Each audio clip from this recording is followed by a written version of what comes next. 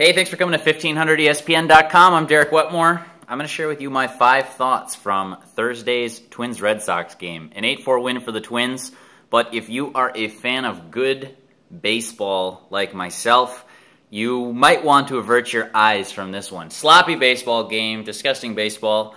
I'm not a Twins fan, I'm not a Red Sox fan, but that one was just hard to watch. Not a well-played game in the field. There were outs on the base paths.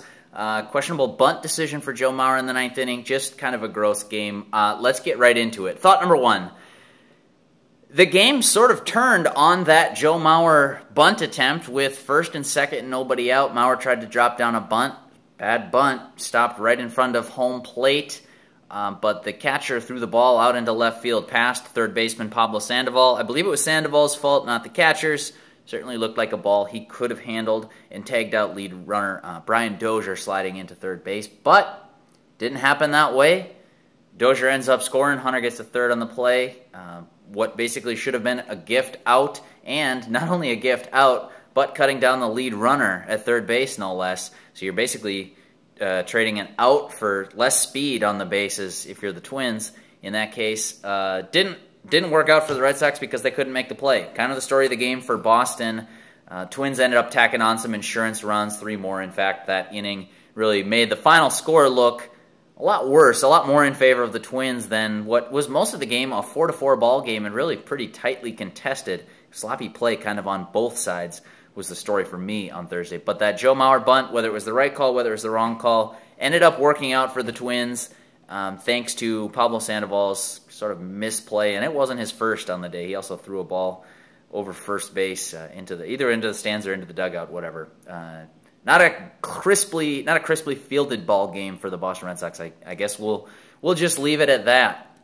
Thought number 2. After dominating for about a month in the minors, Tommy Milone was recalled on Thursday.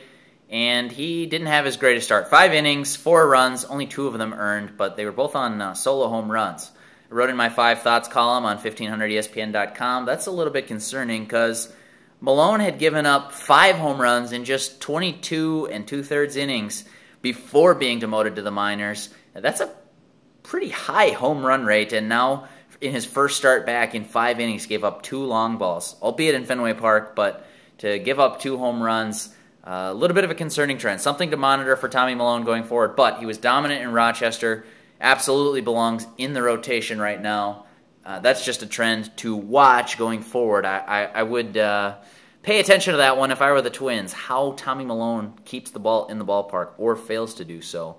He wasn't helped out by his fielders. A couple errors in the 2nd inning brought home those 2 runs. So not all of the blame for the 4 runs goes to Milone, but kind of interesting that he had given up just 3 runs in it was like 38 2/3 innings. I think almost 40 innings in Rochester before he was called up. And then he gives up 4 runs in his first 5 innings in the major leagues. It's just the way baseball works sometimes. I don't expect him to be that dominating, but I expect him to be one of the Twins' 5 starters going forward. Thought number 3, Torrey Hunter had the big hit. No surprise. A 3-run bomb for Hunter out over the monster. Hit one of the billboards above the left field seats there atop the green monster. We talk a lot about Hunter's leadership in the clubhouse and all of those intangible things, but really maybe that means we're not paying enough attention to his production on the field. Torrey Hunter's been wildly productive. He's among the top 15 vote getters in AL All-Star balloting. I know sometimes that can turn into a popularity contest, but frankly, Hunter's been one of the Twins' best players this year. That was his 8th home run of the season, his 200th of his Twins' career. I think he had 105 home runs with the Angels, if I'm remembering correctly, and then you add in his Tigers home runs. That's 338 total career home runs for Torrey Hunter now. Quite a career, and at 39, he does not seem to be slowing down. Really impressive start to the season for Torrey Hunter. Thought number 4, I won't get into too much detail in this video on this thought, but I talk about it in my 5 thoughts column that the Red Sox manager John Farrell made kind of a confusing decision to me. He walked Joe Mauer with a base open to face Trevor Plouffe with a right-handed reliever.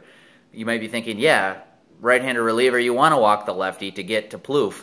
But Plouffe actually has better numbers this season against right-handers than Joe Mauer, and Joe Mauer 2 months into the year, he's not the Joe Mauer we became accustomed to seeing for a decade.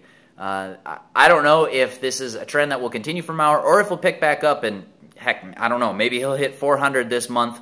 But through June 4th anyway, Mauer's numbers were not the kind of numbers that you have to walk to get to Trevor Plouffe, especially when Trevor Plouffe's been one of the Twins' best run producers.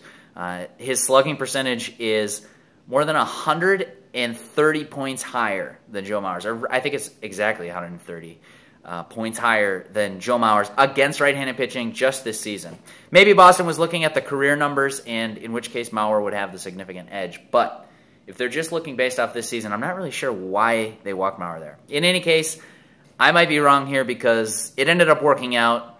Tozawa, the right-handed reliever out of the Red Sox bullpen, struck out Trevor Plouffe on a high heater, and the inning was over. That decision ended up working out, but it just kind of made me scratch my head a little bit, especially considering, later in the game, Mauer was asked to bunt in a key run-producing situation with runners on first and second base. I think that speaks more to where Mauer is with the bat than does the Red Sox decision to walk him with an open base and face Plouffe.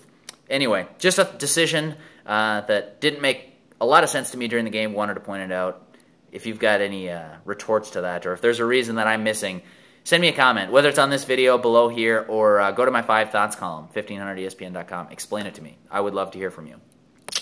I also go into all the Red Sox sloppy play, but truthfully, on this video, I'd rather not relive that. It was a disgusting ball game. I think time to flush it. If you're a masochist and like bad baseball, go ahead, 1500ESPN.com, my 5 Thoughts column. I detailed a couple of just gross plays in the field and on the bases for the Red Sox that were really ultimately the reason that they lost what was a tight ball game. Thought number 5, last thought for this video. Kurt Suzuki, great day at the plate. 3 for 3, 2 walks, reached base all 5 times, had a key RBI, tied the game up at 4. That is a nice day for Kurt Suzuki, who has not had a great season at the plate. After a great start to last year offensively and then making his first All-Star team. Really impressive 2014 season for Kurt Suzuki all the way through, but petered off at the end and has not been great so far this season. Bumped down to 7th in the order for this game, but a great day at the plate. Can't take that away from him. Basically reached base 5 times. All 5 times he was up, he got his job done and continues to get his job done behind the plate. For some additional reading, I wrote to 1500ESPN.com. Ricky Nolasco DL'd for the 2nd time this season. Disappointing year for him after a disappointing debut season with the Twins. More on that, 1500ESPN.com. Off day tomorrow, so I'll be back with you Friday and Saturday and Sunday, the Milwaukee Brewers series, as they come to Target Field finally on a weekend. Thank you, Major League Baseball, for putting that series back on weekends. That'll do it for this video. Thank you for watching. Thank you for coming to 1500ESPN.com. Until next time, I'm Derek Wetmore. I'll catch you later.